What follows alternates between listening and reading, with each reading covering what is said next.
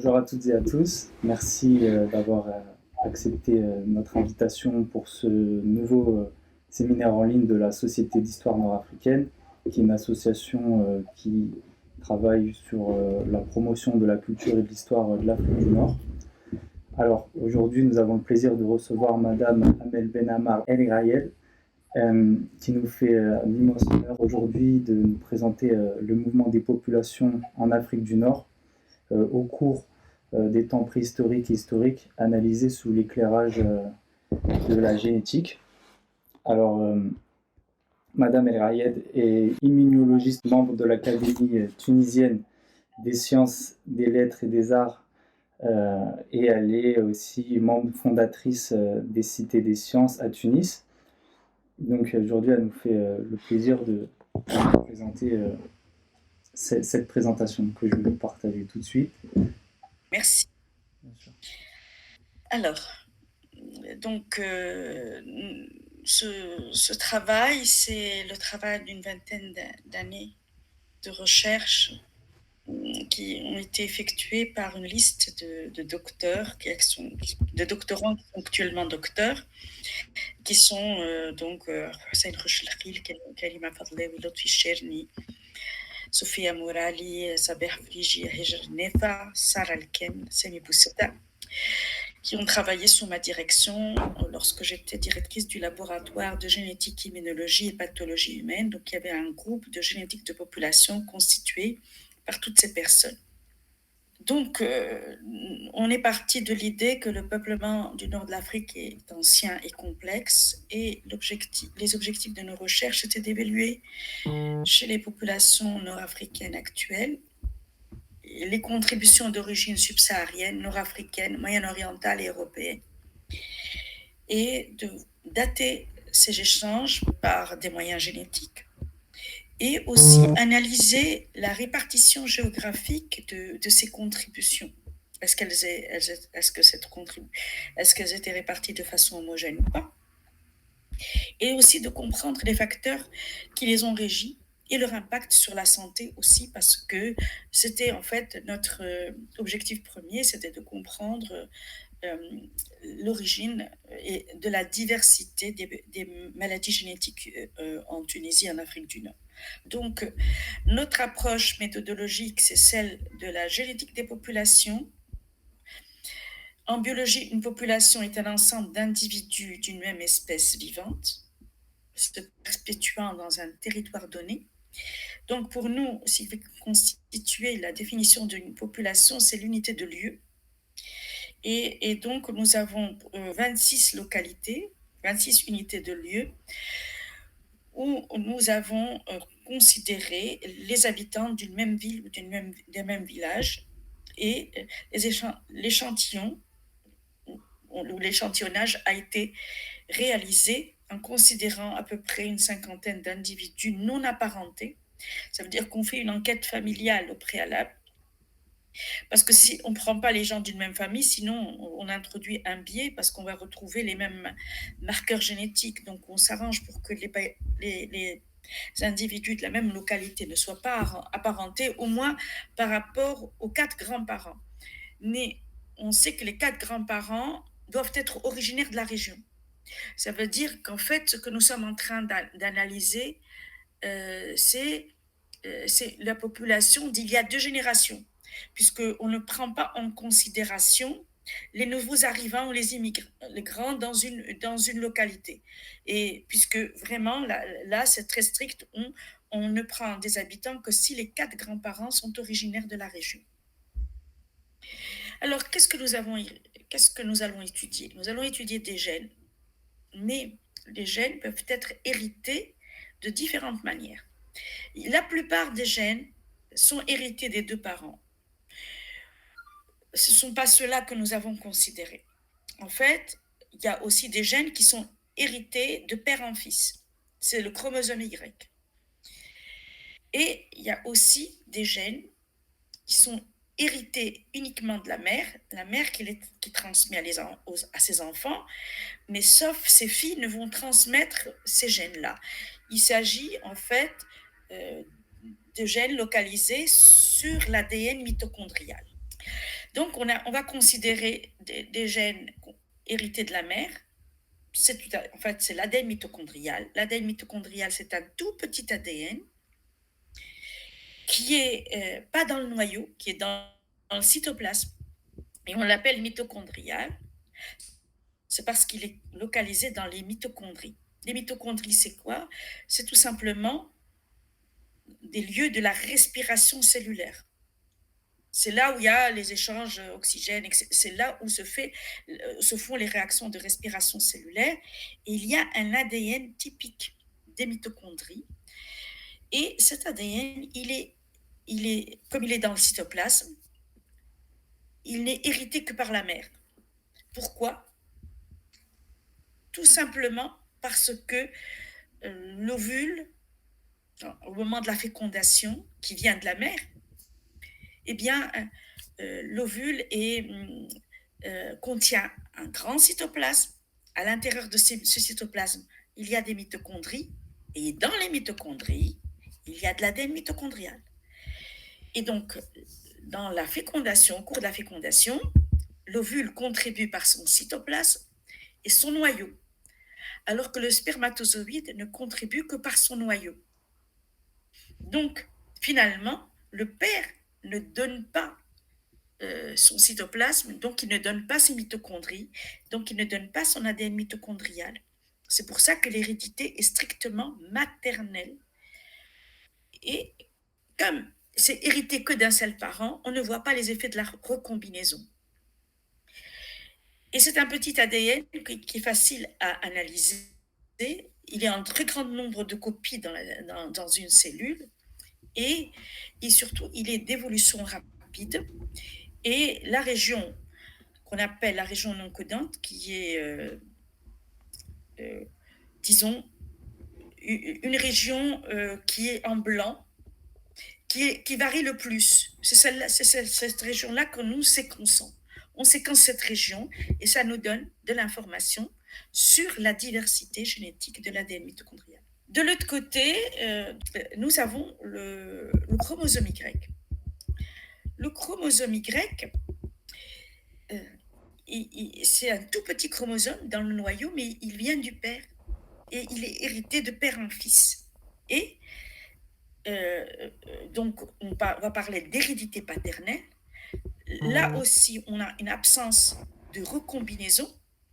Et il y a aussi de la variabilité qui nous permet d'analyser les différentes formes du chromosome Y. Alors, effectivement, cette diversité, cette variation, fait que quand on analyse les populations mondiales, on va identifier des formes de l'ADN mitochondrial et des formes du chromosome Y qui sont classées en lignées, et ces lignées ont une répartition qui semble plus ou moins spécifique, assez spécifique des continents. Qu'est-ce que ça veut dire, spécifique? Ça veut dire que c'est là où la forme est née, c'est là où elle est la plus fréquente, c'est elle qui caractérise cette population ou ce continent, mais ça n'exclut pas qu'on la retrouve ailleurs, mais avec une moindre fréquence. Et donc, ce que vous voyez ici, donc on a pu classer l'ADN mitochondrial en forme L, X, F, C, D, A, G, etc. Et on voit qu'il y a des répartitions qui sont plus ou moins spécifiques de continents. Il s'agit de la même chose pour le chromosome Y, où on a différentes formes qui sont typiques. Par exemple, on a en Afrique du Nord la forme E1B1 qui est typique, et on voit d'autres formes qui sont plus caractéristiques, soit d'Europe, soit d'Asie, soit d'Océanie, etc. Donc, cette répartition, en fait, elle est due à l'accumulation des mutations parallèlement à la colonisation des continents. Et cette fréquence caractéristique donne donc un intérêt ethnogéographique à ces marqueurs. Ça veut dire que si on les retrouve dans une population, on va dire, si ce marqueur est d'origine africaine, on dit, bon, il y a une part de la population qui est d'origine africaine. Si cet ADN mitochondrial est d'origine européenne et qu'on le retrouve dans une population, on va dire, bon, une part de cette population est d'origine européenne. Mais attention, c'est pas parce qu'on dit que nous avons des marqueurs spécifiques de régions géographiques que l'on va dire qu'on a des races qui distinguent les continents.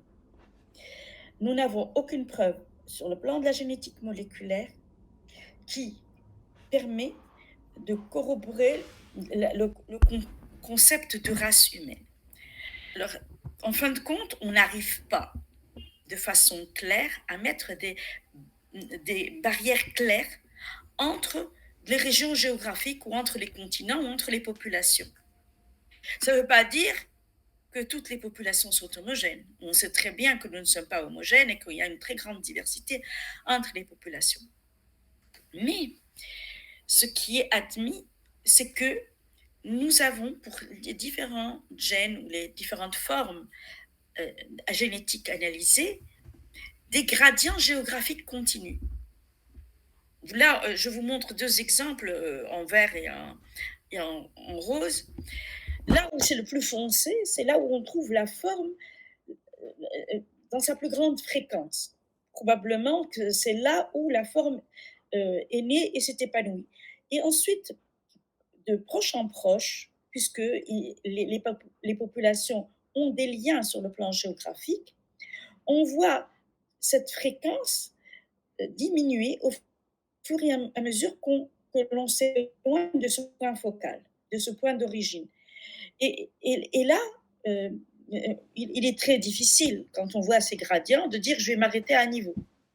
D'autant plus que pour certains marqueurs, on va voir donc une origine, par exemple au Moyen-Orient. Pour d'autres, on va voir une origine en Afrique de l'Ouest. Et par exemple, en Afrique du Nord, on va trouver, avec une certaine fréquence, ces deux types de marqueurs, l'un venant de l'Est, l'autre de l'Ouest, etc. Et donc, franchement, si on considère l'ensemble des marqueurs et cette histoire où on n'arrive pas à dire où on doit s'arrêter, puisque là, on est dans des gradients continus, on ne peut pas dire qu'il y ait existence de race humaine. Par contre, on travaille dans les nuances, comme les nuances de peinture. Par petites touches, on essaye de reconstituer les mouvements de population et les liens génétiques entre les populations sur la base tout simplement de calculs de fréquences et de comparaison de fréquences. Et sur la base de ces calculs de fréquences, on peut même calculer des distances génétiques. Qu'est-ce que nous voyons ? Nous avons, considéré 26 localités en Tunisie, du nord au sud, d'est en ouest. Nous avons donc pris des sujets non apparentés, nous avons analysé la diversité des chromosomes grecs, et comme vous savez, nous avons les références à l'échelle internationale pour connaître les différentes formes. Donc on peut calculer les fréquences des contributions d'origine subsaharienne, nord-africaine, européenne, moyen-orientale et asiatique. Et là, ce que vous voyez, c'est que, ce code couleur, vous le voyez très bien. Donc, ce qui est orange, c'est nord-africain. Donc, vous voyez quand même la prépondérance de la couleur orange, qui représente une prépondérance pratique. Dans certaines populations, c'est 100 des individus et des sujets que nous avons analysés qui présentent la forme donc de nord-africaine. Mais vous voyez que il y a des formes moyen-orientales qui peuvent varier pratiquement de 1, 2, 5, même 30 et même 15%. Donc, et c'est variable. Et ce que l'on voit, c'est qu'il y a une hétérogénéité des lignées paternelles. Et on ne peut pas trouver un vrai regroupement géographique. On ne veut pas dire ça, les gens de cette région sont plutôt avec ce profil et les gens du sud sont plutôt avec ce profil-là. En fait, on voit une certaine hétérogénéité des lignées paternelles et on ne voit pas de regroupement géographique clair. Là, on a fait la même chose pour les lignées maternelles. Là, c'est les mêmes codes couleurs. Subsaharien, c'est marron, nord-africain, orange, européen, bleu, moyen-oriental, c'est disons le vert. Et l'asiatique, c'est très très rare, c'est le mauve. Et là aussi, on voit une très grande hétérogénéité des lignées maternelles. Et là aussi, on ne voit pas de regroupement géographique. Mais les codes couleurs ne sont pas tout à fait les mêmes. C'est les mêmes codes couleurs, mais on ne voit pas la prédominance. Alors, effectivement, lorsqu'on confronte avec les mêmes codes couleurs les lignées maternelles et les lignées paternelles, on voit une chose attendue, c'est que les lignées d'origine européenne, les lignées maternelles sont en grande majorité d'origine européenne, on est à 45%, alors que les lignées paternelles sont en grande majorité à 72% d'origine nord-africaine. Dans les deux cas, et là j'ai montré la moyenne, nous avons quand même les 4 composantes qui existent. Ça veut dire la composante subsaharienne, la composante nord-africaine, la composante européenne et la composante moyen-orientale, mais avec des contributions qui sont complètement différentes pour les lignées maternelles et les lignées paternelles. Donc, qu'est-ce que ça nous suggère ? C'est que ces résultats indiqueraient que les ancêtres masculins et féminins des populations tunisiennes seraient en bonne partie d'origine différente. Les lignées paternelles étant en majorité d'origine nord-africaine, cela suggérerait que nos ancêtres seraient allés chercher leurs femmes ailleurs. Je vais dire pourquoi nos ancêtres. Parce que nous avons fait des datations et on va comprendre que les datations disent que le processus est assez ancien. En effet, il semble que les pratiques patriarcales aient prédominé depuis la préhistoire, en Afrique du Nord, avec un attachement des hommes au territoire. Et effectivement, dans les sociétés patrilocales, ce sont les femmes qui migrent et s'installent avec leur descendance dans la famille du mari et les esclaves concubines dans le groupe du maître. Et là, ça, c'était un résultat complètement inattendu pour nous parce que pour nous, ceux qui migrent le plus, c'était les soldats, les armées qui envahissent les régions et on s'attendait à ce que la diversité vienne des lignées paternelles, ce qui n'est absolument pas le cas. En fait, nous, ça nous a étonnés et il y a même, on était un peu hésitant à affirmer cela. Mais très rapidement, il y a eu une confirmation. Lorsqu'on a regardé un petit peu, il y a eu une confirmation de nos résultats par d'autres équipes, notamment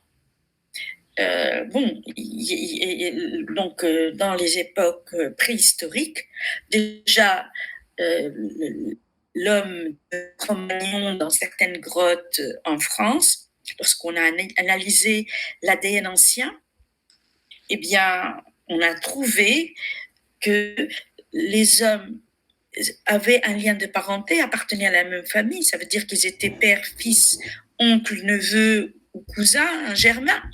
Par contre, ça c'est sur la base grec. Par contre, pour l'ADN mitochondrial, on a trouvé un ADN mitochondrial diversifié, ce qui veut dire que les mères et les femmes étaient d'origine différente. Ça a été décrit donc il y a 5000 ans en Dordogne, je pense, ou en Auvergne. Et ensuite, on a eu les données même chez l'homme de Néandertal. Alors, vous savez que le dernier prix Nobel de médecine, c'est monsieur Svante Pabo, qui a séquencé en 2010 le génome du Néandertal. Et en octobre dernier, après la parution de notre livre d'ailleurs, il a publié dans Nature un article sur les familles néandertaliennes. Ils ont travaillé sur une grotte de 55 000 ans qui est en Sibérie, et c'était des Néandertaliens, et ils ont analysé là aussi l'ADN mitochondrial et le chromosome Y des habitants de cette grotte, des Néandertaliens de cette grotte qui avaient 55 000 ans d'âge. Et là, de la même manière, ils ont découvert que les hommes avaient un lien de parenté et les femmes venaient un peu d'ailleurs. Et selon cet article, 60% à 100% des femmes néandertaliennes viendraient d'autres communautés quand ils analysent les communautés. Donc, ce que nous avons vu est quelque chose qui a l'air d'être très ancien chez les hommes modernes, mais aussi chez les hommes anciens.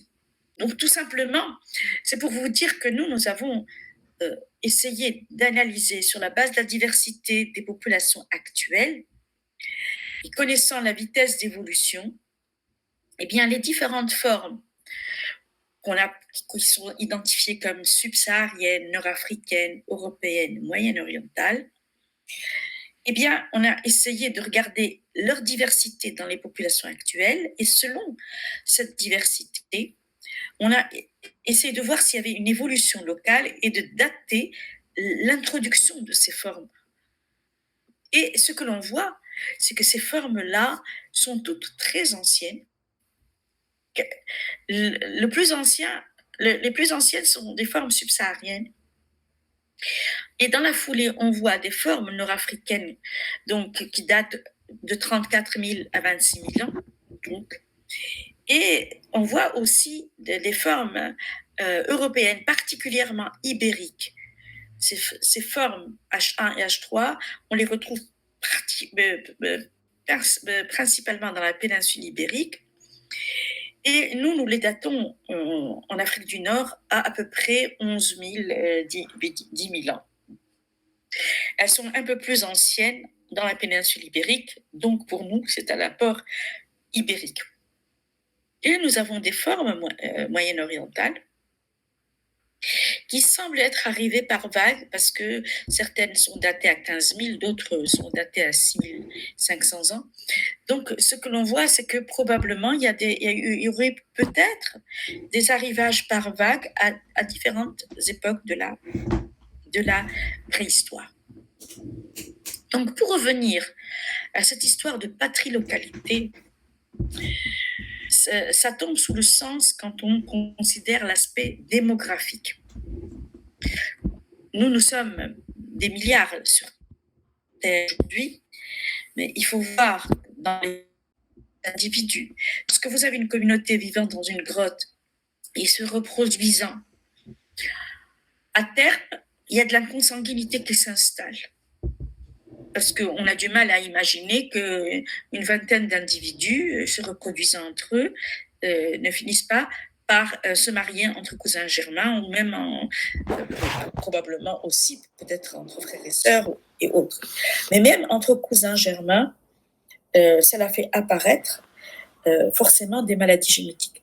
Parce que dans notre génome, il y a à peu près 5-6 tares qui se baladent dans notre génome, mais qu'on ne voit pas, parce que la plupart de ces tares sont récessives.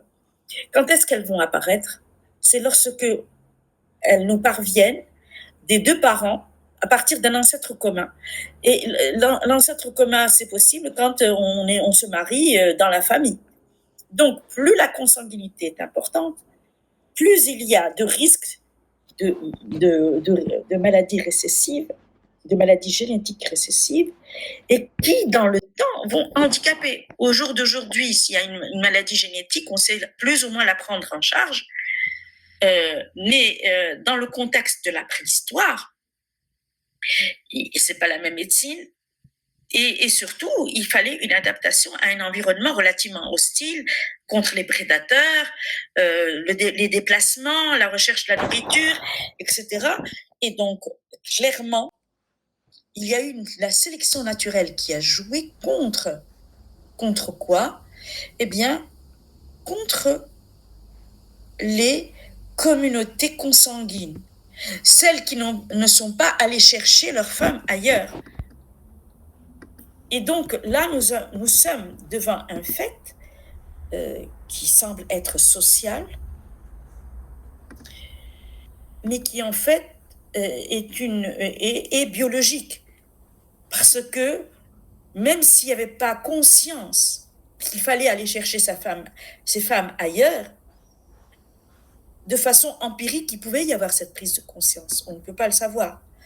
Mais de fait, c'est la sélection naturelle qui a éliminé toutes les communautés qui n'ont pas pratiqué cette patrilocalité d'aller chercher les femmes ailleurs, ou en tous les cas d'échanger avec d'autres communautés pour ne pas pratiquer la consanguinité. Toutes les communautés consanguines ont été vouées à l'échec et on n'a pas pu voir une transmission et une filiation jusqu'aujourd'hui. Donc elles ont disparu par sélection naturelle. Et donc ce que nous voyons aujourd'hui arriver dans nos populations, ce sont des communautés. Donc nous sommes issus forcément de cette pratique d'aller chercher ailleurs les partenaires pour éviter la consanguinité et qui a donné justement la vigueur et la viabilité et la continuité de ces populations. Donc, la chronologie de ces métissages, si nous les reprenons, au nord de l'Afrique, les métissages se sont effectués depuis les temps historiques et ont déterminé la structure génétique des populations actuelles, et on verra que c'est vrai parce que nous ne sommes pas les seuls à le dire. D'abord, on a eu un socle subsaharien.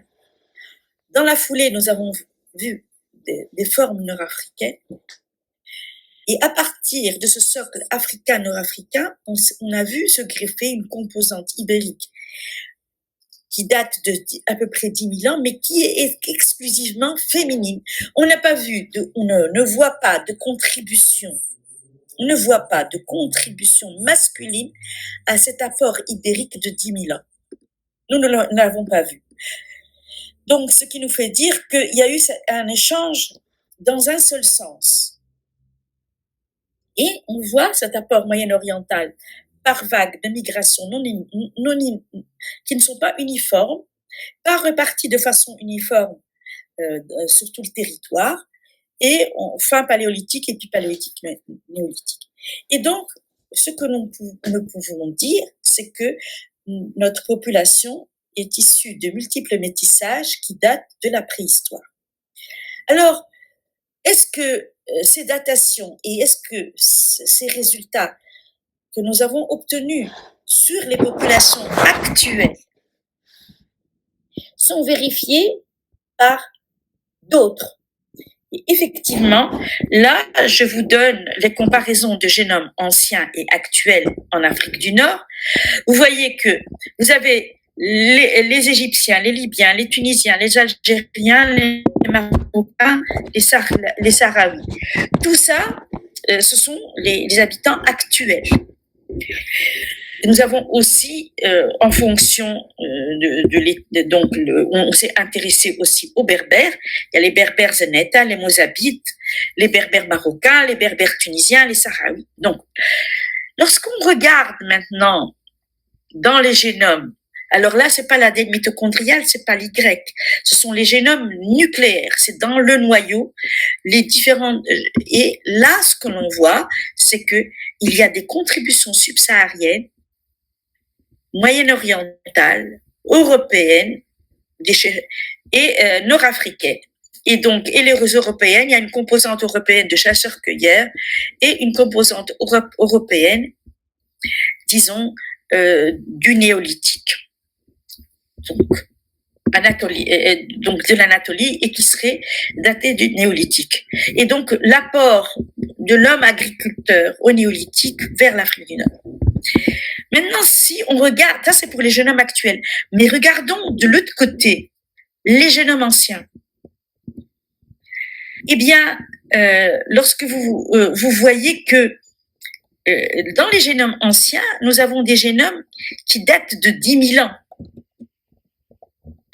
Et sur ces génomes qui datent de 10 000 ans, nous avons un peu plus 5 000 ans, mais revenons à 10 000 ans. La composante nord-africaine que l'on voit, elle était prépondérante justement il y a 15 000, 20 000 ans. Mais à partir de 10 000 ans, nous voyons ces 4 composantes dans le génome ancien qui ont été analysées par d'autres équipes au niveau nucléaire, au niveau du noyau. Donc, ça conforte un petit peu notre idée de cet apport important qui est européen et puis cet apport moyen-oriental. Alors maintenant, nous avons aussi confronté nos résultats et nos conclusions par rapport à ce que disent les données de la préhistoire. Et là, on sait que sur la côte nord, donc de l'Afrique du Nord, tout au long de la Méditerranée, il y a une civilisation préhistorique qui dit la civilisation ibéro-maurusienne, qui sont des hommes modernes, donc d'Afrique du Nord, au paléolithique supérieur et à l'épipaléolithique, donc c'est entre 25 000 et 10 000 ans. Donc on retrouve donc tout au long de la côte méditerranéenne les traces sur le plan civilisationnel et de l'industrie lithique, et qu'on appelle civilisation ibéro-maurusienne. Déjà, le terme ibéro-maurusien porte en lui, disons, le concept d'un métissage, puisque nous avons les Ibériques, donc qui viennent de la péninsule ibérique, et les Maures qui viennent d'Afrique du Nord. Donc, si on parle donc d'industrie ibéro-maurusienne, c'est parce qu'on pense que ce sont des pratiques culturelles et disons de l'industrie lithique qui sont communes aux deux territoires, ibérique et Afrique du Nord. Par contre, ce que l'on voit, c'est que on pense qu'il y a un apport moyen-oriental qui a été majoritairement réalisé à l'époque néolithique avec l'homme agriculteur, et qui a généré en Afrique du Nord la civilisation capsienne, qui est la seconde majeure civilisation dont on trouve les traces archéologiques à Gafsa, et qui est datée à peu près entre 8 000 à 4 000 ans. Mais ce que l'on voit, c'est que la répartition est relativement limitée. Ça veut dire que probablement les hommes agriculteurs qui sont venus de l'Est, eh bien, ne se sont pas répartis de façon homogène dans tout le territoire nord-africain. Et là, c'est pas nous qui le disons, c'est les données de la préhistoire. La base ce sont des populations subsahaриennes. Les peintures rupestres à Ossétie, en Tunisie, il y a que ces peintures rupestres suffisamment précises pour montrer que au fond, il y a au moins 10 000 ans, on était de type subsaharien. Mais on voit aussi quelques chaînes de chasse à un certain niveau, ça c'est en Algérie, où on commence à avoir une diversité avec un certain niveau de précision quant aux couleurs, puisqu'on décrit les couleurs du bétail, on décrit les couleurs humaines aussi. Et là, on voit que les femmes sont toutes accroupies, les hommes sont debout. Et là, on voit qu'il y a une variation dans la couleur de peau qui montre que à un certain moment, on est en train, on a des métissages et on a des couleurs de peau très foncées, un peu moins foncées, métisses carrément, et on voit au fond des couleurs de peau carrément blanches. On ne sait pas ce que ça veut dire. Est-ce que ça veut dire que ce sont des femmes de type européen qui sont là pour la reproduction? On les voit accroupies, on a l'impression qu'elles tiennent des bébés. On voit à côté un bébé qui a 4 pattes, un enfant à 4 pattes. C'est une interprétation, mais qui mérite, disons, est-ce que justement cette peinture rupestre n'est pas terminée, ou bien est-ce qu'elle signifie quelque chose, qu'il y a réellement métissage? Même si elle n'est pas terminée, nous avons quand même 3 différentes teintes de couleurs qui montrent que nous sommes à un moment donné de notre histoire, en tous les cas dans la préhistoire, nous avons commencé à être métissés. Donc, nous sommes issus d'une préhistoire complexe. Mais nous avons aussi une histoire complexe, puisque durant les temps historiques, ça a continué à bouger. Donc, l'idée, c'est que les Capsiens et les Ibéro-Maurusiens, qui sont des hommes modernes, seraient à l'origine des proto-berbères, qui constituent les ancêtres des berbères actuels. Ces derniers se sont répandus en Afrique du Nord et ont constitué le socle des populations actuelles. Mais durant les temps historiques, les Berbères ont vu s'installer les Phéniciens, les Romains, les Vandales, les Byzantins, les Arabes, les Bédouins, les Ottomans, les Andalous, les Français. Donc, tout ça, l'histoire le connaît. Et donc,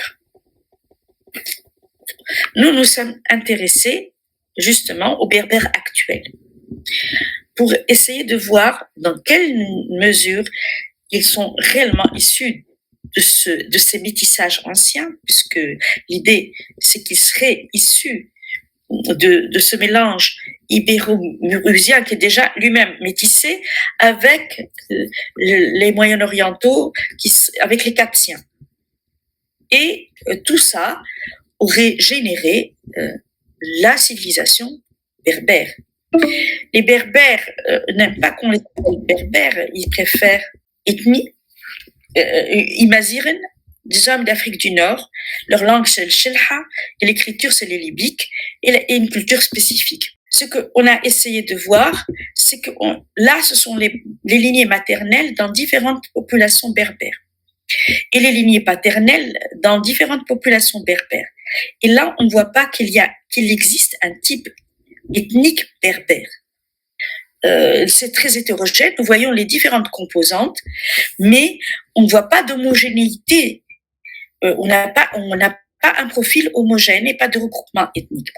Et donc, on voit même qu'il y a certaines populations berbères qui sont de Chnil-Guiret, de Takrona et de Jerba, qui présentent une faible contribution féminine subsaharienne et une absence totale d'aplogroupe ou de forme nord-africaine. Alors que lorsqu'on regarde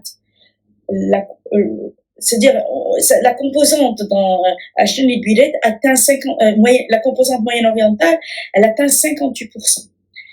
Alors que dans d'autres populations, elle ne dépasse pas 10%.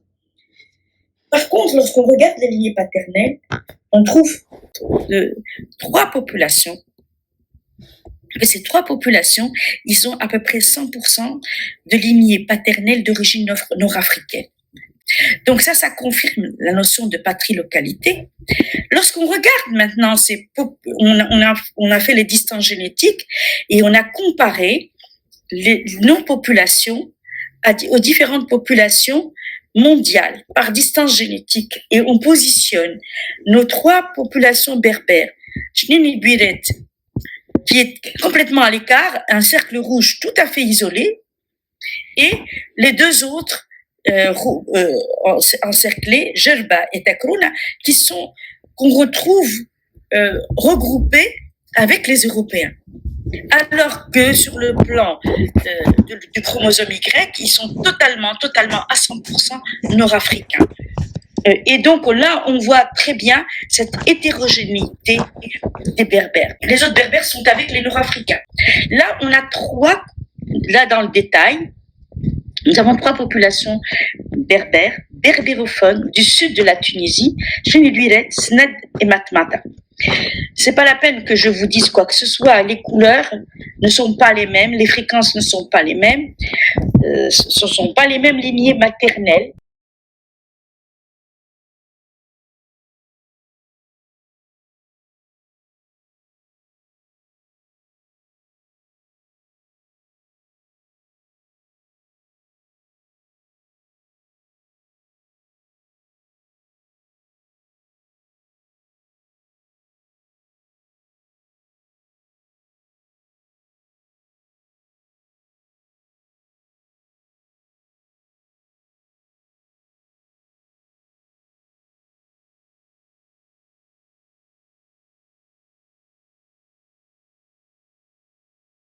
Et effectivement un comptoir à Hadrumet qui est Sousse actuel, mais aussi à Bizerte, Carthage, etc. Et on sait qu'en Tunisie, la population phénicienne s'est établie dans ces colonies et est estimée à 100 000 par rapport à 500 000 berbères locaux. Et donc, on sait que contrairement aux principales villes comme Carthage, Utique, Guerquin, qui ont été détruites au cours des guerres puniques, Sousse, Hadrumet, a su négocier. Elle a su négocier avec les Romains pour éviter d'être détruite. Et donc, la ville d'Hadrumet est l'une des rares cités phéniciennes à avoir échappé à la destruction et a maintenu une continuité de son peuplement depuis sa fondation. Et donc, nous avons analysé le chromosome Y à Sousse et nous avons trouvé le chromosome J2 qui est d'origine phénicienne. Et effectivement, ce que l'on peut dire, c'est que cette forme du chromosome Y J2, appelé le groupe J2, c'est un marqueur associé à la propagation des Phéniciens en Méditerranée et il est associé à des mouvements de population dans le croissant fertile au cours de la révolution agricole néolithique et sa propagation en Méditerranée aurait été facilitée par sa culture maritime commerciale. Donc la culture maritime commerciale des Phéniciens.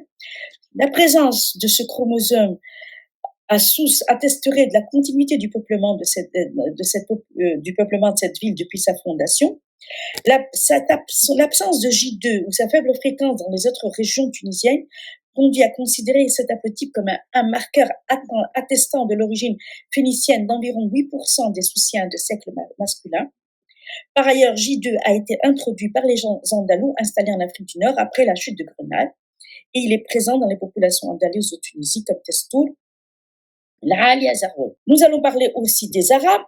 Nous sommes intéressés aux Arabes. Vous savez que les Arabes sont venus justement au 7e siècle, au 8e, et ensuite qu'il y a eu surtout les Ilaliens qui ont envahi en grand nombre au 11e siècle l'Afrique du Nord. Leur nombre est autour de 50 000 à 200 000 et c'est eux qui ont contribué à l'arabisation des populations berbères du Maghreb. Lorsque nous avons analysé, que ce soit l'ADN mitochondrial ou l'Y, chez des personnes de familles attestées arabes parlées d'historiens, on trouve des preuves génétiques de l'existence d'un métissage entre les populations autochtones berbères et les populations en provenance du Moyen-Orient. Ça veut dire que l'expansion islamique est un processus principalement culturel associé à un métissage génétique avec les populations locales. Kérouan, nous ne trouvons que 10% de moyenne orientale au niveau de la mitochondriale et de l'Y. Globalement, la composante génétique moyen-orientale est évaluée à 25%, si on considère le nucléaire, les marqueurs nucléaires, et elle est en grande partie d'origine préhistorique. Donc, le flux génique venant de l'Est se serait établi d'une part par l'introduction de lignées orientales en Afrique du Nord, principalement durant le Néolithique, avec l'expansion de l'agriculture, et de l'autre part, avec l'arrivée massive des Iraniens au XIe siècle. Les derniers que nous avons étudiés, ce sont les Andalous. Après la chute de Grenade, les musulmans d'Espagne ont été contraints de choisir entre la conversion et l'exil, et leurs descendants, qui s'appellent les Morisques, ont fini par être chassés d'Espagne. Au début du XVIIe siècle, on a eu à peu près 80 000 Morisques qui sont venus en Tunisie et qui ont fondé des villes et des villages au nord de la Tunisie, ça veut dire dans la région de Bizerte, la vallée de la Medjarda au Cap-Bon. Nous avons analysé l'ADN mitochondrial des Andalous de Tunisie et nous les avons comparés aux populations ibériques et aux populations nord-africaines. Et là, on voit très bien qu'ils ont une structure génétique typiquement nord-africaine du point de vue de l'ADN mitochondrial, avec l'existence d'haplogroupes subsahariens et nord-africains. Nous avons fait la même chose pour le chromosome Y, et là aussi, nous voyons cette composante nord-africaine typique, alors qu'elle n'existe qu'à 5% dans la péninsule ibérique. Donc, les Andalous ont une structure génétique nord-africaine avec la présence du chromosome Y typique des Nord-Africains, une composante maternelle subsaharienne. Ce sont les descendants des Berbères qui ont occupé l'Andalousie et qui l'ont quitté 10 siècles plus tard. Tark Mouziyed, qui a mené la conquête de la péninsule ibérique, était d'origine berbère et aurait recruté la majorité de ses troupes au nord de l'Afrique. Donc, finalement, nous avons pu, grâce à ces marqueurs de l'Y et du mitochondrial, d'analyser les mouvements de population vers l'Afrique du Nord au cours de la préhistoire en datant ces métissages anciens à travers justement ces formes extrêmement bien connues, HH, TT, etc., qui sont des formes extrêmement bien connues. Et nous avons aussi montré qu'il y avait un enrichissement de cette diversité au cours de l'histoire et nous avons analysé à travers ces marqueurs de l'ADN mitochondrial et du chromosome Y les mouvements de population vers l'Afrique du Nord dans les périodes historiques. Donc, en conclusion, la population tunisienne est une mosaïque. Son peuplement est complexe avec de multiples métissages anciens, une forte tradition d'endogamie, une ancienneté des métissages en tant que processus fondateur de l'identité tunisienne et nord-africaine, une prédominance de la lignée paternelle berbère, des lignées maternelles diversifiées dont la composante majoritaire est européenne, et avec une pratique ancienne de la patrie-localité, puisque les ancêtres masculins et féminins des populations tunisiennes viennent en grande partie d'origines différentes. Il faut dissocier entre l'héritage culturel et l'héritage génétique. Et je vous remercie de votre attention. Voilà. J'espère ne pas avoir été trop longue. Non, merci, c'était parfait. Alors, on va prendre les questions s'il y en a. Bonjour, est-ce que vous m'entendez? Oui, on vous entend. Alors, déjà merci pour la présentation, c'était très global, j'ai beaucoup aimé. Ma première question, ce serait, vous avez parlé d'un haplogroupe Y nord-africain, que vous avez appelé tout au long de la présentation. Quels sont les haplogroupes que vous avez considérés pour ce nord-africain, sachant généralement, on attribue au nord-africain le EM81 et à l'ibéro-mauricien le EM78. Vous avez plus de détails à ce sujet? Oui, il y a les deux, mais oui, on les a considérés le 81 et 78 dans la forme E. Bon, mais on a les deux qui existent et mais le M81 est prédominant. D'accord? Mais nous les avons considérés tous les deux comme nord-africains.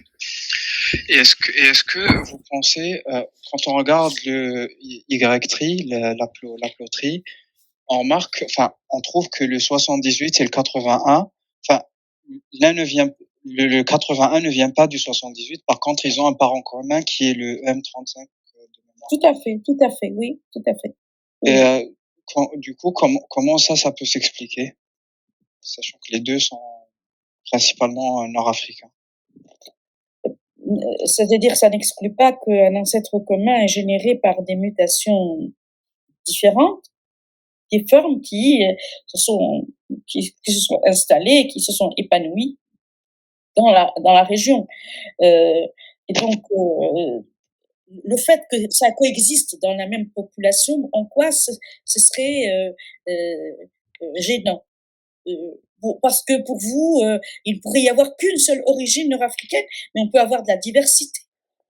Par exemple, pour l'ADN mitochondrial, on a le U6 et le M1, et donc qui sont typiquement d'Afrique du disons qu'on peut considérer typiquement d'Afrique du Nord, mais on voit par exemple le U6 plutôt à l'ouest et le M1 à l'est. Mais ça n'exclut pas qu'il y ait dans les populations du U6 et du M1 en même temps. Parce que bon, les choses bougent et que les populations ne sont pas si fixées quelque part. Donc vous sur le plan phylogénétique, c'est ce qu'on observe, mais pour moi, il n'y a aucune incohérence à ce que les deux formes existent dans les populations nord-africaines, même si ça n'a pas été généré tout à fait de façon concomitante. Merci beaucoup. Enfin, une dernière et je laisse la parole à poser des questions. Est-ce que vous pensez qu'il y ait un moindre lien entre, enfin, déjà, est-ce qu'on a séquencé un ADN capsien? Est-ce qu'il y aurait le moindre lien entre justement l'aplogroupe EM81 et les capsiens? Alors, on a séquencé entièrement, non, du génome capsien, non. Par contre, on a séquencé entièrement un génome de Schlein-Biret, qui est en dehors, qui est même plus au sud, dans la région de Tataouine. Et là, on est typiquement dans ce qu'on appelle du nord-africain. C'est-à-dire, et là, on l'a bien repositionné par rapport à la diversité de ce génome dans sa population d'origine. Comme vous le savez, que c'est une population qui est bizarre, en fait, parce qu'elle a une composante maternelle moyenne-orientale presque à 60%, et une composante, disons, paternelle qui est pratiquement à 100% nord-africaine. Et donc là, ce mélange donne un isolat, donc une structure génétique qui est complètement à part, mais et lorsqu'on met malgré tout, sur la base de l'ensemble des marqueurs, elle est positionnée en Afrique du Nord. Donc jusqu'à présent, ce que l'on peut dire, c'est que ce que l'on va séquencer va corroborer ou disons va aller dans le sens de ce qu'on a dit. Ça veut dire la présence des 4 composantes depuis 10 000 ans, disons. Et donc, depuis 10 000 ans, avoir les 4 composantes dans les populations nord-africaines, mais à des degrés divers, parce que les fondateurs n'ont pas été tout à fait les mêmes, les mouvements de population n'ont pas été les mêmes, les installations n'ont pas été les mêmes, et même lorsqu'il y a des communautés qui se sont installées, c'est pas les mêmes marqueurs qui ont permis de fonder la population. Et donc, l'idée, c'est est-ce que ces populations se ressemblent? Elles ont certains marqueurs typiquement nord-africains, et que probablement que ce fond totalement nord-africain pourrait être antérieur à 10 000 ans et probablement qu'il y aurait une population plus ancienne que 10 000 ans, c'est sûr. On peut aller jusqu'à 300 000 ans, puisque actuellement, il y a comment dirais-je, une hypothèse. Cette hypothèse dit que l'origine de l'humanité pourrait être nord-africaine. Pourquoi ?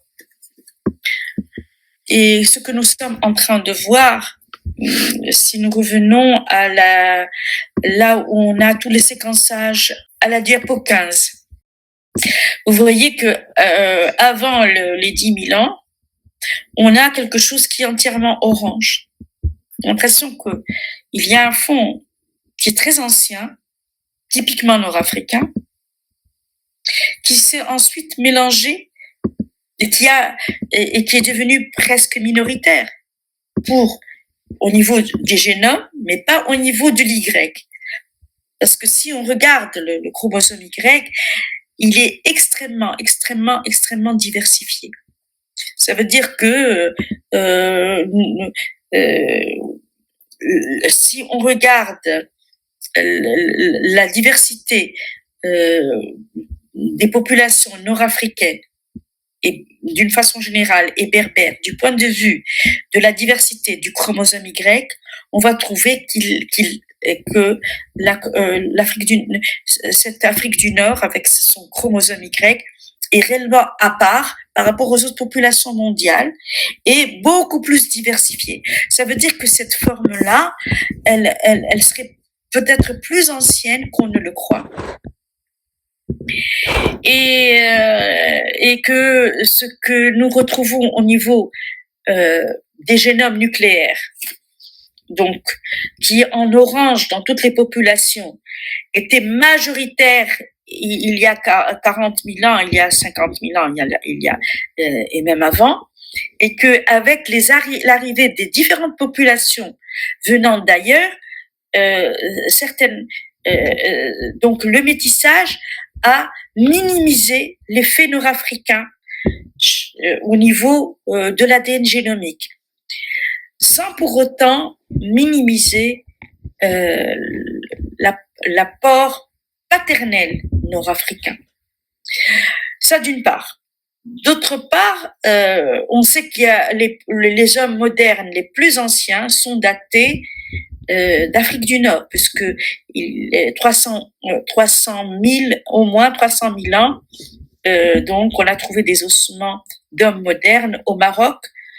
Et si on s'intéresse justement à la phylogénie des différentes formes de l'ADN mitochondrial et de l'Y, il y a des propositions qui essayent de dater certaines formes les plus anciennes, justement, plutôt en Afrique du Nord que dans l'Afrique de l'Est, où jusqu'à présent on a considéré que l'Afrique de l'Est était l'origine de l'humanité.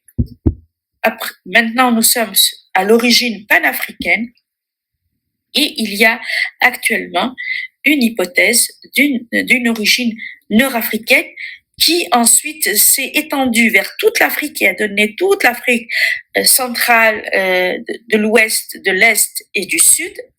Et ensuite, la sortie d'Afrique à partir de l'Afrique de l'Est aurait généré toutes les autres populations mondiales hors d'Afrique, notamment moyen-orientale, européenne, asiatique, qui n'ont que 10% de la diversité génétique actuelle.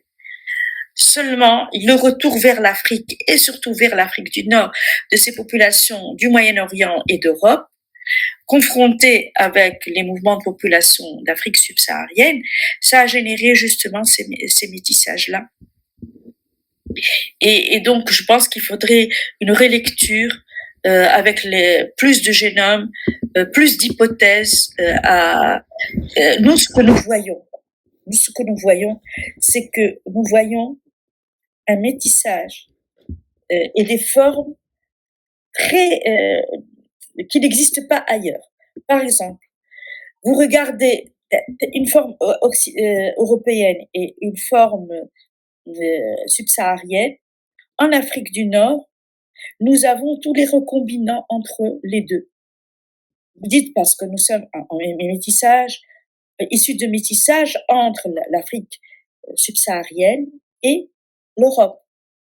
Mais je pense que si on a donné le temps de ces métissages, c'est que ces recombinaisons auraient pu avoir lieu en Afrique elle-même. Si on ne les voit pas en Afrique centrale et Afrique de l'Est, etc., et on les voit en Afrique du Nord, ça veut dire que le peuplement de l'Afrique du Nord est encore plus ancien parce qu'il a donné le temps à ces métissages-là qui auraient préexisté avant même, disons, les mélanges entre l'Europe et l'Afrique subsaharienne. Et donc là, il y a des études encore à approfondir de ce point de vue par rapport à la préhistoire nord-africaine et par rapport à sa participation au peuplement mondial actuel. Merci pour votre réponse qui est très intéressante. Merci. Alors, on a une autre question. Alors, d'après votre analyse, il y a plus de probabilité que des guerriers nord-africains soient allés chercher des femmes à l'extérieur que le contraire, arriver des Vandales, etc. Alors, c'est vrai que nous avons les limites de ce que nous avons étudié. D'accord? Et chaque population que nous avons étudiée ne représente qu'elle-même. Nous avons des villes où on peut pas dire ça c'est des restes de Romains ou de Vandales. Par contre, par exemple, la ville de Béja est une ville dite vandale. Et nous avons déjà fait les prélèvements à Béja et j'espère que nous allons montrer effectivement les traces des Vandales dans cette ville. Mais ce qui est sûr, c'est que lorsque la région est une zone de passage, ils peuvent venir et repartir. Et lorsqu'ils repartent, ils peuvent, comme les Andalous qui sont restés 10 siècles et dont on ne retrouve plus les traces au niveau du chromosome Y, ou très peu, par exemple, en Andalousie.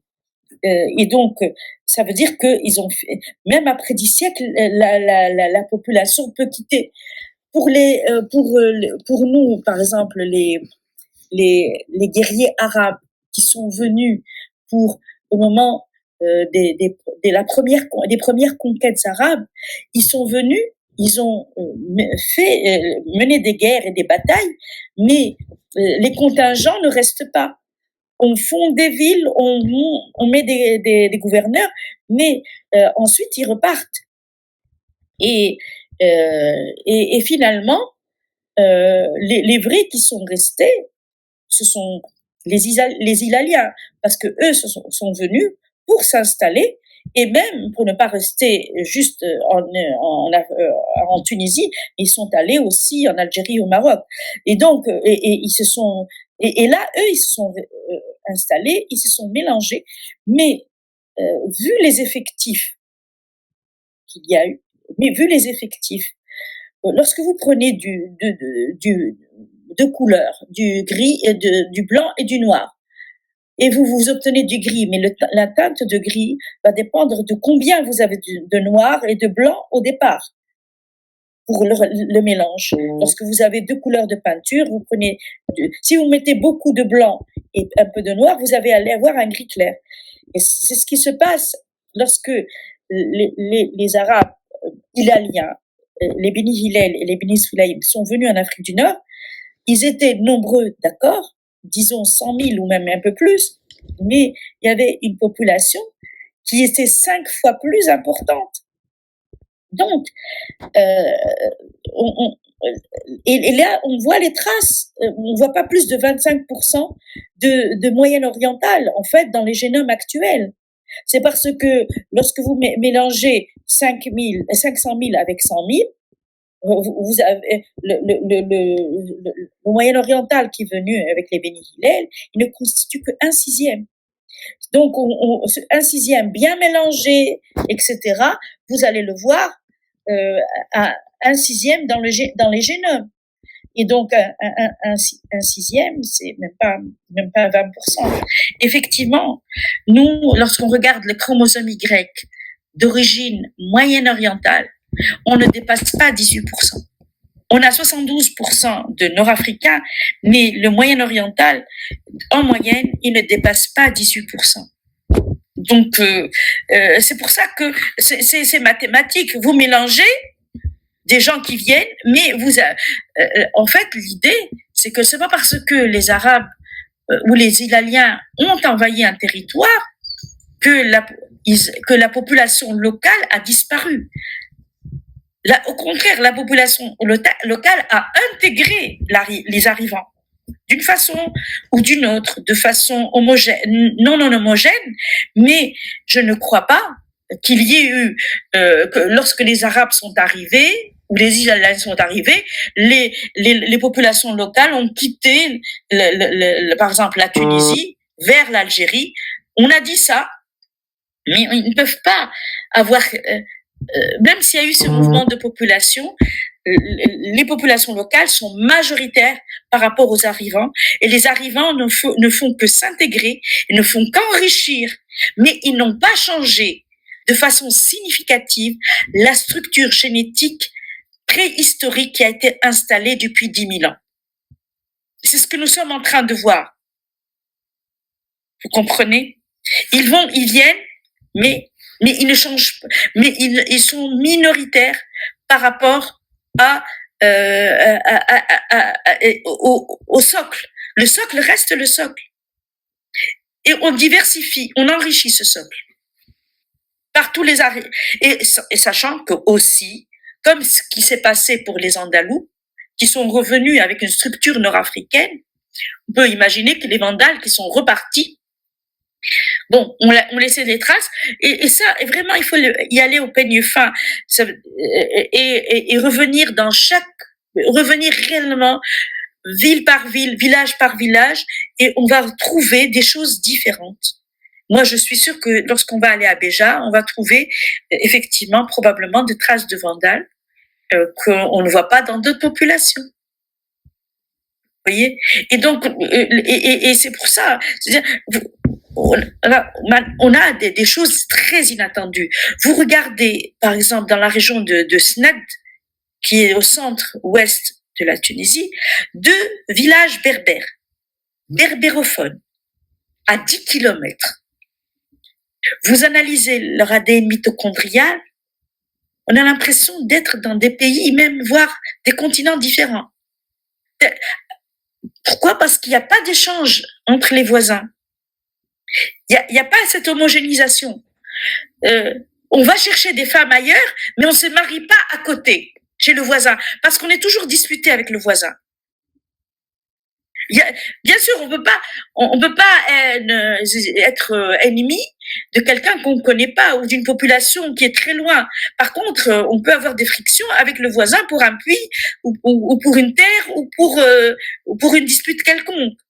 Et là, ça met des barrières au flux génique et aux échanges. Et c'est pour ça que malgré des cohabitations de milliers d'années, on n'a pas vu une homogénéisation génétique s'installer. Merci pour cette réponse qui remet beaucoup de choses en place. Du coup, est-ce qu'il y aurait une autre question dans le chat? Quelqu'un voudrait-il prendre la parole? En tout cas, moi, je vais me permettre, si vous voulez bien.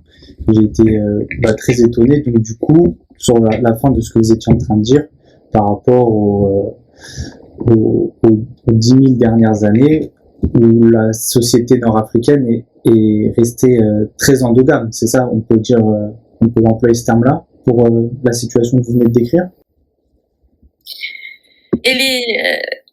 Moi, ce que je dis, c'est que nous sommes face à une société patriarcale où les hommes ont occupé la terre et ont empêché dans la mesure du possible, du camp de la préhistoire, que d'autres hommes occupent le terrain.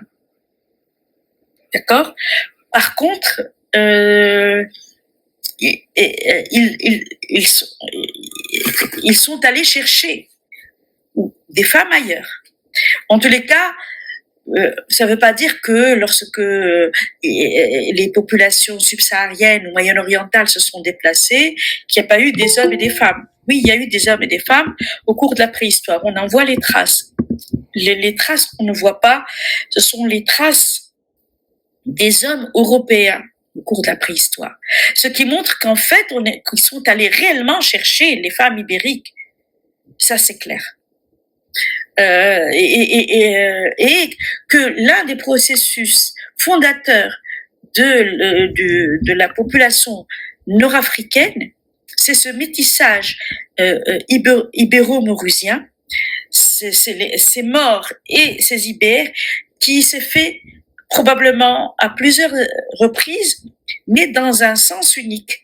Ça veut dire homme nord-africain, femme ibérique. Et c'est ça qui a fait que la population d'Afrique du Nord est considérée aujourd'hui comme caucasienne.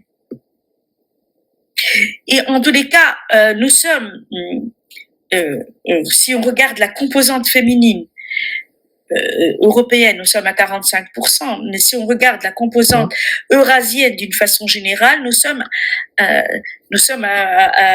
presque 80% d'Eurasiens, c'est 75%. Donc, sur le plan féminin, donc des formes féminines, nous sommes eurasiens, et sur le plan masculin, nous sommes nord-africains. C'est clair. Mais avec une composante féminine subsaharienne qui est quand même de 25%, c'est pas négligeable. Et c'est ça qui nous distingue en fait par rapport aux Européens. C'est-à-dire cette composante subsaharienne qui est réellement là et qui fait que effectivement, même sur le plan, si on était aux États-Unis, on dirait que nous serions des hommes de couleur, on serait métis. Et parce que cette composante-là est réelle. Et n'importe quel gène que l'on prend, on trouve que en termes de fréquence, nous avons les allèles européens et les allèles subsahariens, et nous sommes dans des fréquences intermédiaires entre l'Europe et l'Afrique subsaharienne. Et donc, c'est cette situation qui est là, mais avec cette variabilité. Cette variabilité à cause du fait que ça s'est pas homogénéisé.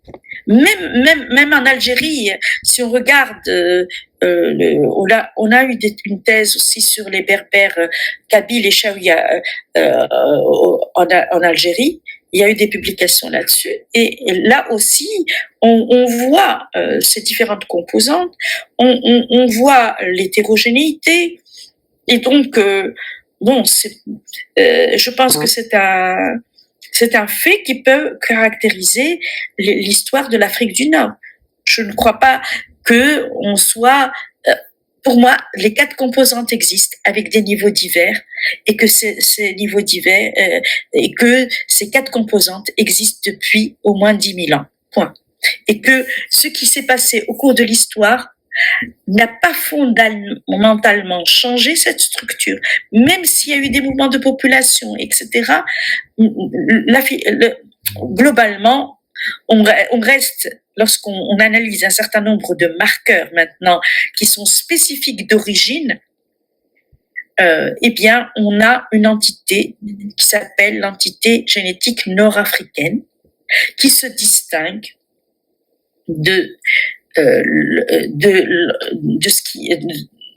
l'Afrique subsaharienne, mais aussi qui se distingue du Moyen-Orient et de l'Europe. Tout en étant très très proche du Moyen-Orient et de l'Europe, cette entité nord-africaine, sur le plan génétique, existe. Elle existe sur le plan culturel, elle existe sur le plan géographique, sur le plan historique, mais aussi sur le plan génétique. Donc, sur le plan génétique, on a, par exemple, des mutations typiques d'Afrique du Nord concernant certaines maladies, par exemple certaines myopathies, etc. Donc là aussi, il n'y a pas que l'argument, c'est-à-dire on voit certains aspects de mutation de surdité ou des mutations de myopathie, etc., qui sont partagés entre les pays de la région.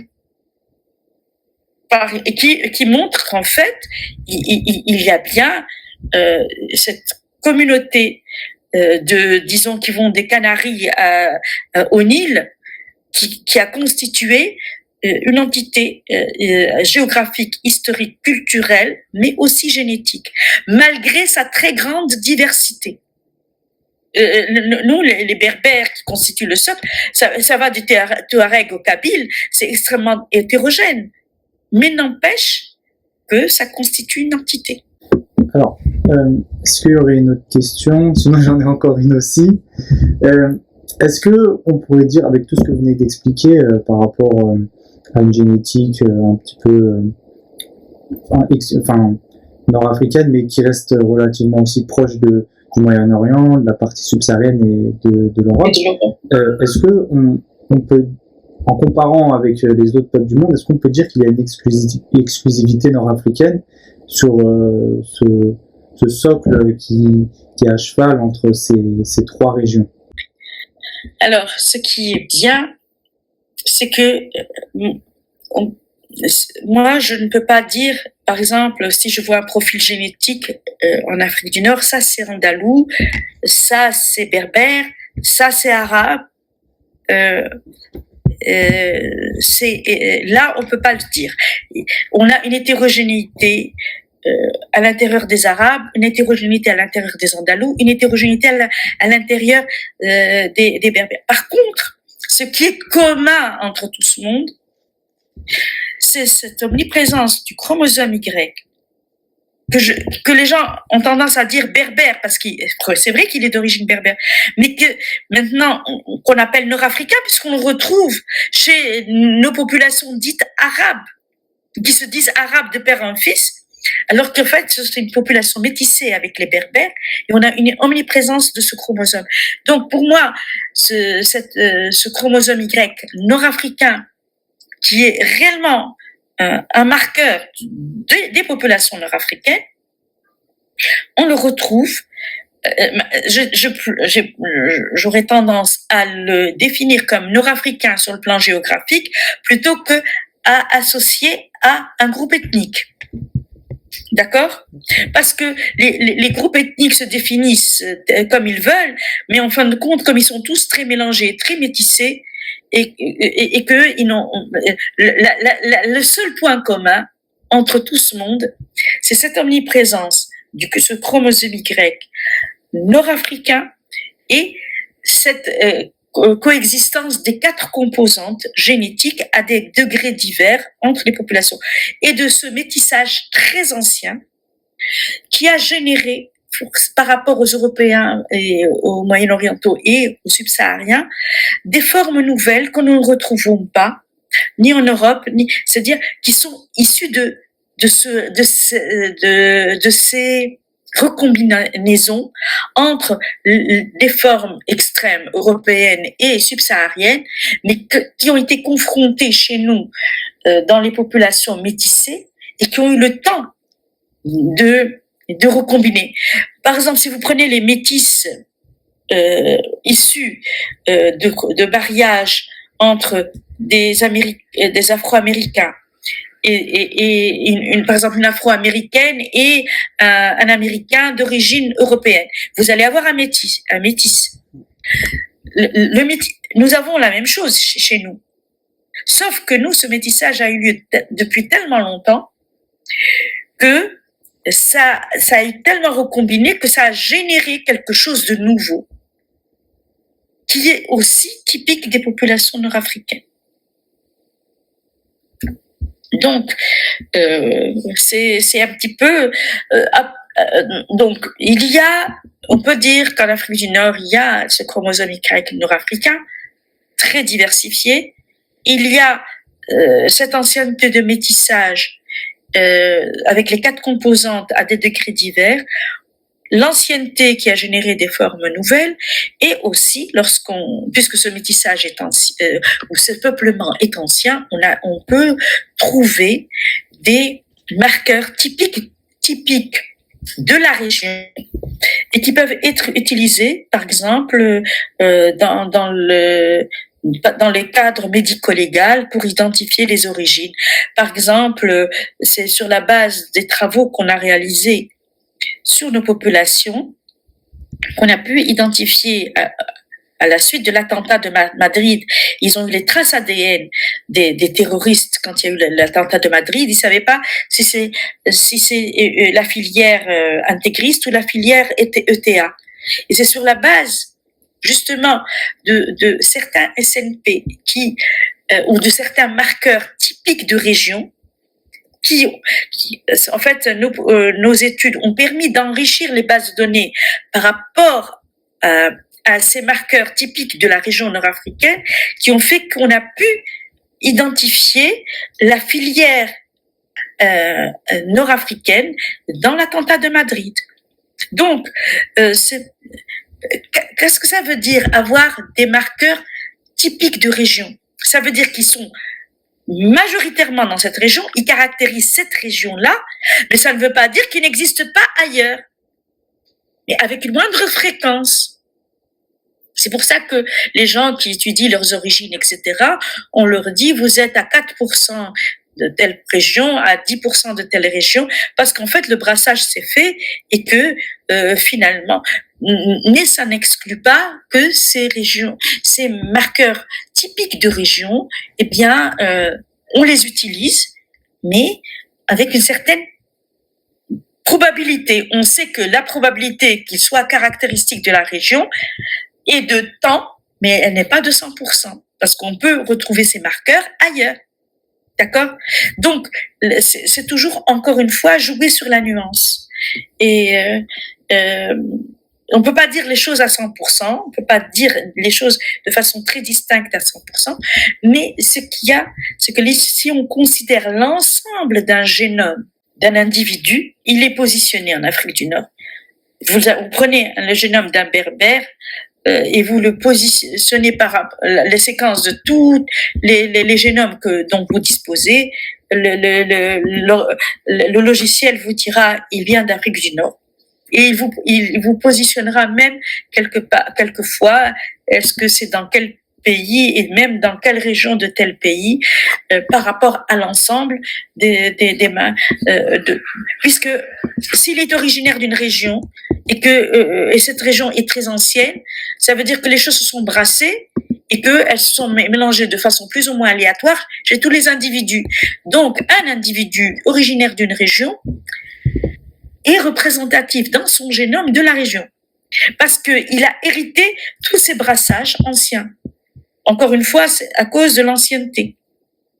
D'accord? Je dis pas des populations nouvellement formées ou quoi, mais là, et donc un seul génome peut représenter, ou en tous les cas, on peut inférer un génome à une population ou à une origine. Je vous remercie pour votre réponse. Je ne sais pas s'il y aura encore une ou deux questions. Comme j'en vois pas, moi je vais en poser une dernière si vous me permettez. Tout à l'heure, pendant la présentation, il y avait une diapositive que j'ai trouvée très intéressante dans la manière dont vous l'avez expliqué. C'était une peinture rupestre dans le Sahara. Vous avez décrit 4 couleurs de peau, il me semble, sur la peinture. Donc, est-ce qu'on, avec la génétique, parce que là c'était plutôt, c'est une image historique qui vient peut-être donner des éléments de réponse à la science et donc à la génétique. Est-ce que au niveau du côté de la génétique, on saurait de quand datent ces pigmentations de peau avec la mélanine en Afrique du Nord, qui est une population assez caucasienne, comme vous l'avez dit, enfin au niveau du phénotype sur la couleur de peau. Nous ne l'avons pas fait, mais et surtout c'est actuellement possible de voir exactement à partir de quand les choses sont arrivées. parce que effectivement les gènes de couleur de peau, ils sont une quinzaine à peu près. On les connaît pas tous, mais d'une façon générale, on peut prédire sur la base même de l'ADN ancien, si on analyse et on s'intéresse aux gènes de couleur de peau, on peut savoir effectivement si on est dans une situation de cette situation de métissage, elle date de quand. Bon, mais faudrait-il avoir suffisamment de... Bon, c'est-à-dire on peut tomber sur un spécimen qui a une couleur mais qui n'est peut-être qui représente une petite communauté. Mais je sais que lorsqu'on a étudié l'ADN mitochondrial de Taforalt et il y a disons 15 000, 12 000, 6 000, c'était des travaux d'une Tunisienne qui a travaillé en France là-dessus. Elle a travaillé sur l'ADN mitochondrial et elle disait tout est européen. Elle disait tout est d'origine européenne. Et elle disait non, c'est européen, il n'y a pas de mélange. Bien sûr, sur la base de l'ADN mitochondrial, puisque les femmes, on les a fait venir d'ailleurs. D'accord? Mais si vous prenez un autre marqueur, on va avoir autre chose. Et on va probablement avoir les marqueurs, disons, une situation hybride. On va avoir les deux types de marqueurs. Il faudrait que les études se fassent. Probablement qu'on va pouvoir le faire. On n'a pas assez de génome, ni en Afrique du Nord, ni en Afrique d'une façon subsaharienne, d'une façon générale, en Afrique subsaharienne. En génomique, il y a moins de 5% des génomes séquencés dans le monde sur l'humain qui viennent d'Afrique d'une façon générale. Donc il y a un très grand travail à faire. Il faudrait qu'on s'y mette. Et c'est une grande demande parce que c'est contradictoire avec le fait que 90% de la diversité génétique est africaine, puisque l'origine du monde et que les autres populations mondiales ne représentent que 10% de la diversité génétique réelle. Et 90% de la diversité génétique est africaine et on ne la connaît pas encore suffisamment parce qu'on n'a pas assez séquencé. Mais il est clair que sur la base, il y a une étude qui a été faite sur la base de la couleur de la peau, qui a été faite dans certaines populations d'Afrique de l'Est et d'Afrique de l'Ouest et d'Afrique du Sud et centrale, qui a été faite sur 2000 échantillons et ils ont focalisé sur les couleurs de la peau et ils disent il n'y a pas de race africaine parce que c'est tellement hétérogène qu'on peut être blanc pour différentes raisons, on peut être roux pour différentes raisons, on peut être noir pour différentes raisons. Et donc, c'est vrai que en Afrique, on a des couleurs de peau avec des nuances. Il y a ceux qui sont réellement plus clairs que d'autres qui sont très foncés. Et on dit, oh bon, s'ils sont foncés, c'est peut-être que c'est ça l'origine. C'est pas vrai. La couleur très foncée est due à une mutation relativement récente. Parce que la vraie situation, c'est d'avoir deux pigments. Un pigment foncé, marron, et un pigment orange. Et normalement, les deux chaînes de biosynthèse, il y a une chaîne de biosynthèse commune. On commence par une chaîne commune et ensuite on a une bifurcation pour fabriquer le marron et l'orange. Et notre couleur dépend des niveaux d'expression de ces deux types de pigments, au niveau de la peau, mais au niveau des cheveux, etc. Et si vous bloquez par une mutation l'une des voies, si vous bloquez la voie marron, vous devenez roux. Et donc les roux, c'est le blocage de la voie marron. Si vous bloquez par une mutation la voie orange, vous devenez très noir. Donc c'est une mutation relativement récente. Très très noir, c'est une mutation relativement récente. Alors effectivement, il va y avoir des mutations qui vont pas complètement, disons, bloqué la voie marron, mais l'atténuer. Et l'atténuer, ça nous donne effectivement des couleurs claires. D'accord? Et dans ces conditions-là, on a des mutations de couleur claire qui sont différentes. Plusieurs mutations qui donnent la couleur claire, plusieurs mutations qui donnent la couleur très foncée, plusieurs mutations qui donnent la couleur rousse, par exemple. Donc, donc on peut pas dire déjà en Afrique, vu cette diversité-là, qu'il y ait une race africaine rien que sur la base de la couleur et sur les gènes qui sont de la couleur. Mais il y a encore beaucoup de travail à faire pour l'Afrique du Nord et pour qu'on s'intéresse à cela. Ceci étant dit, il y a des logiciels de prédiction que nous avons essayé d'utiliser nous-mêmes. On l'a utilisé par la couleur des yeux, par exemple. Nous avons pris la couleur des yeux et utilisé un logiciel de prédiction qui a été fait sur les populations européennes et d'autres populations, mais pas sur les populations nord-africaines. Donc, lorsqu'on a fait le typage sur 6 positions dans le génome, qui étaient prédictives normalement de la couleur des yeux, et on a corrélé la prédiction du logiciel par rapport à la couleur réelle, on a trouvé que ça marchait pas. Ça marche pour la couleur marron, mais pour les yeux clairs, le logiciel dit quelque chose de faux. Il ne prédit pas très bien. Ça veut dire quoi? Ça veut dire qu'on ne connaît pas encore très bien en Afrique du Nord et même dans plusieurs populations africaines exactement tous les gènes impliqués dans la couleur. Surtout dans les couleurs claires, on peut être prédictif pour la couleur noire, mais à partir du moment où on est dans les autres couleurs, les gènes connus, les 15 gènes connus, avec je ne sais pas combien de mutations, disons une quarantaine de mutations, ils ne peuvent prédire qu'à 50% la couleur, des couleurs claires. Donc, en d'autres termes, il y a d'autres choses, il y a encore d'autres gènes à découvrir et d'autres particularités qui existent dans les populations africaines et nord-africaines que nous devons découvrir. Et c'est encore là beaucoup de travail de recherche à faire. Et donc, on ne peut pas dire, mais votre question, elle est pertinente.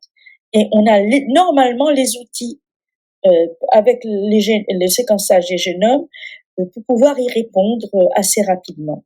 Bien sûr, faudrait-il qu'on s'intéresse à la question et qu'on veuille répondre à la question en confrontant, parce que les gens qui ont fait ce genre d'études, il y a ceux qui ont travaillé sur les origines, sur les séquençages tout court, mais ils n'ont pas essayé de corréler par rapport à la couleur. Ils n'avaient pas les données phénotypiques. Pour pouvoir répondre à la question, il faut avoir les données phénotypiques. Il faut savoir les individus sur lesquels on a prélevé, quelle est leur couleur, ou quelles sont les données. D'accord? Et ça, si on ne l'a pas, on ne peut pas répondre.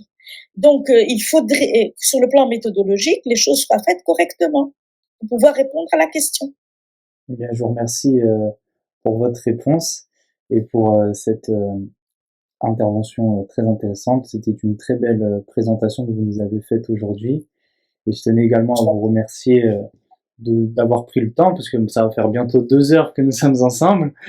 Et, c'était un plaisir. C'est un plaisir. Vraiment, merci beaucoup d'être là et de m'avoir écouté. Et de toute façon, d'avoir pris pour votre intérêt pour la chose, parce que bon, c'est pas évident, parce que les outils, et de parler de génétique et de génomique à des gens qui ne sont pas spécialistes, c'est pas évident pour pouvoir d'abord transmettre l'information et qu'ils y accordent de l'intérêt. Et donc, je vous remercie moi-même pour m'avoir écouté.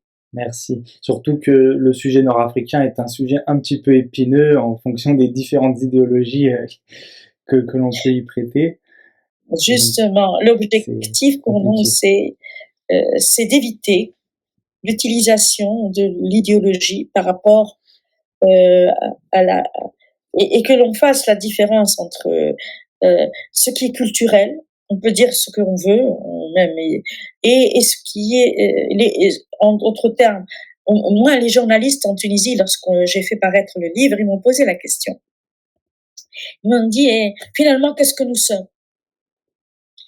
J'ai dit, il y a aucun problème à dire qu'il faut maintenant distinguer entre l'héritage culturel et l'héritage génétique. Il n'y a aucune honte à dire que sur le plan culturel, on soit majoritairement arabo-musulman. Majoritairement, ça ne veut pas dire qu'il n'y ait pas des minorités. Sur le plan linguistique et sur le plan religieux, d'accord. De l'autre côté, sur le plan génétique, nous sommes majoritairement nord-africains, mais en considérant qu'il y a des contributions qui viennent d'Europe, d'Afrique subsaharienne et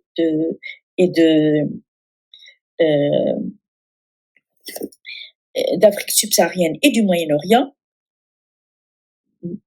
en considérant effectivement qu'il puisse y avoir aussi des minorités. Parce que nous avons des minorités, par exemple, nous avons des Noirs à Djerba qui sont issus de la traite des esclaves et nous avons des communautés. Clairement, mais il y a tout le panel disons, d'origine qui vont depuis les Nordiques jusqu'aux subsahariens et il faut reconnaître que il y a, même si nous sommes en théorie de type méditerranéen et de type caucasien, nous avons toute une gamme de couleurs qui existent dans notre population et qu'il faut aussi reconnaître. Donc, sur le plan génétique, il n'y a aucune honte à dire nous sommes plutôt nord-africains, méditerranéens, mais avec justement ces influences d'Est, d'Ouest, du Nord et du Sud. Et c'est ne pas être dans le déni, parce que notre problème sur le plan idéologique, c'est d'être dans le déni de ce que nous sommes. Quand les gens ont des gènes totalement nord-africains et qui disent moi je suis arabe avec un nom de famille, je vous fais toute ma lignée, toute ma descendance depuis je sais pas combien de siècles. Et nous, enfin, on se rend à l'évidence, on est dans une situation complètement différente. Nous, chez nous en Tunisie, lorsque les femmes rurales, par exemple, qui portent l'habit traditionnel, dont certaines sont tatouées et qui sont vraisemblablement berbères. Parce que nous, cet habit traditionnel, parce que dans nos musées, etc., on sait qu'il existe depuis l'époque romaine et même avant. D'accord?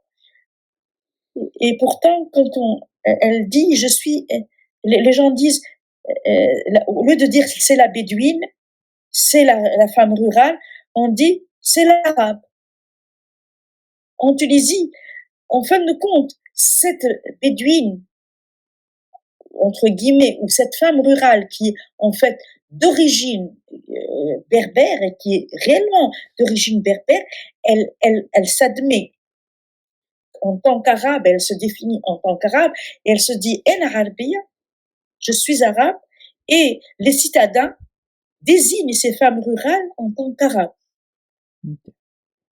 Donc, en fin de compte, l'Arouba, bon, mais en fin de compte, en Tunisie, on dit elle est arabe, tout simplement, Arbia, tout simplement. Et donc, là, ça veut dire qu'il y a un amalgame qui est très important, qui existe, et pas uniquement dans les campagnes, même dans les villes, parce qu'à Kérouan, nous avons étudié des noms de famille arabes, attestés par les historiens. Et lorsque on a trouvé uniquement 10% de Nord-Afrique, de Moyen-Oriental, que ce soit pour l'Y ou pour le mitochondrial, ça veut dire quoi? Ça veut dire que il y a une appropriation des noms arabes de personnes locales. Et tout simplement parce que on a l'impression que être proche des dominants, parce que ceux qui dominent, ceux qui gouvernent, s'ils sont arabes, ça fait bien d'être arabe. Ça, d'une part. Ça aussi, ça pourrait s'expliquer de différentes manières. Donc, mais c'est l'observation que nous avons. Ça veut dire que on se définit en tant qu'arabe et en fait, on est plus royaliste que le roi. On devient plus royaliste que le roi. Et dans ce déni de ce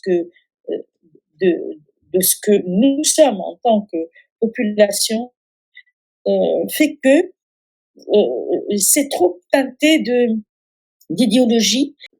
Et je suppose qu'à différents moments de l'histoire, il doit y avoir eu une focalisation sur la langue en tant que, disons, appartenance parce que et un retour vers justement cette langue, alors que je sais pas, en Tunisie, la langue parlée des Tunisiens, c'est pas de l'arabe littéraire, c'est un mélange où il y a beaucoup de mots berbères. Et c'est pour ça que, par exemple, les gens du Moyen-Orient, nous, on a l'impression de parler arabe, mais dans la plupart du temps, ils ne nous comprennent pas. Parce qu'il y a un tas de mots d'origine berbère, mais aussi d'origine italienne, française, maltaise, espagnole, tout ce mélange-là témoigne de ce que nous sommes dans cette langue. Et comme on sait que notre langue parlée est très mal comprise, quand on apprend l'arabe littéraire, on l'apprend réellement sur de bonnes bases, en sachant que c'est de l'arabe littéraire, et du coup, on est parmi les pays qui maîtrisons le mieux l'arabe littéraire et qui l'écrivons le mieux, et les meilleurs profs d'arabe littéraire, viennent de Tunisie. Pourquoi? Parce qu'on sait que pour nous, moi, l'arabe littéraire, c'est une seconde langue par rapport à mon arabe parlé, qui est réellement différent. Il y a des termes qui sont différents, on n'utilise pas les mêmes choses, etc. Mais même en plus, les accents et les termes ne sont pas les mêmes. La diversité que l'on voit en Tunisie, d'une ville à une autre et d'une région à une autre, ça s'entend. Ça s'entend. C'est-à-dire celui de Sfax, ça s'entend. Celui qui est de la campagne, ça s'entend. Celui qui est du sud, ça s'entend. Ce ne sont pas du tout les mêmes. Celui qui est de Sousse aussi.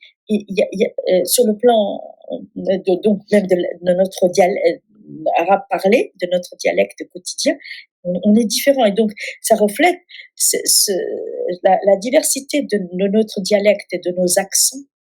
Et même, il y a des termes qui ne sont pas utilisés, qui ne sont pas les mêmes. Eh bien, je sais que c'est la même chose en Algérie, effectivement, mais c'est très significatif de notre diversité aussi de fondateurs. Et la diversité de nos fondateurs implique aussi la diversité, notre diversité génétique entre régions. Et on voit aussi la diversité sur le plan culinaire, sur le plan vestimentaire, lorsqu'on regarde les traditions, par exemple les tenues vestimentaires des mariés. Il y a la mariée d'Hammamet, la mariée de Tunis, la mariée de Sfax, c'est pas pareil. Donc il y a plein de choses qui témoignent en fait sur cette diversité. En fait, chez nous considérons que nous sommes sur le plan génétique 10 fois plus diversifiés que l'Europe entière. L'Europe est monomorphe par rapport à ce que nous sommes en Afrique du Nord. Ah oui, donc en Afrique du Nord, hein. Enfin, tout à l'heure aussi, vous parliez de l'Afrique, comme quoi que Mais même en Afrique du Nord, ouais. Même en Afrique du Nord, on fait partie de cette grande même l'Afrique diversité du Nord est génétique. très hétérogène par rapport à l'Europe. Ok. D'accord, mais nous sommes un groupe de population hétérogène, mais vraiment l'Afrique entière est très hétérogène. Mais nous, en tant qu'Afrique du Nord, je dis, nous sommes beaucoup plus hétérogènes que l'Europe. Je vous remercie, Madame Amel Benamar El Rayed, pour sur ce très bel échange, pour la partie question et bien entendu pour la présentation d'aujourd'hui. Donc je rappelle que vous êtes immunologiste, pardon, et vous êtes chercheuse aussi à l'Institut Pasteur de Paris. Alors, je tiens à rappeler aussi que vos recherches sur la génétique des populations ont permis d'investiguer le peuplement de la Tunisie depuis la préhistoire. Et vous avez publié un livre, il me semble, l'année dernière, qui s'intitule Les Tunisiens, qui sont-ils? D'où viennent-ils? Les révélations de la génétique.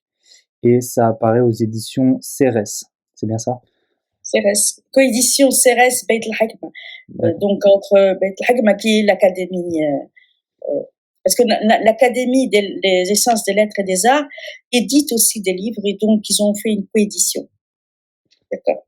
Voilà. Et il peut s'acheter en Tunisie, je suppose. En ligne, ça s'achète en ligne. Vous demandez au CERES, il est sans aucun problème. Ok. Bien, je vous remercie, sauf si quelqu'un a quelque chose à rajouter. Je pense que on a fait le tour.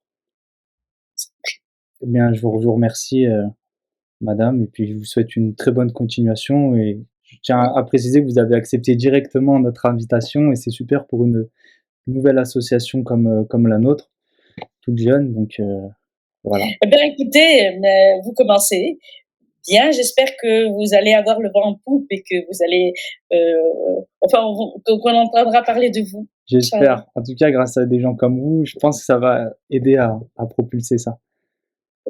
Merci beaucoup. Allez, je vous remercie. Bonne soirée. Bonne soirée. Encore une fois, merci pour l'invitation et pour l'écoute. Merci à vous tous. Au revoir.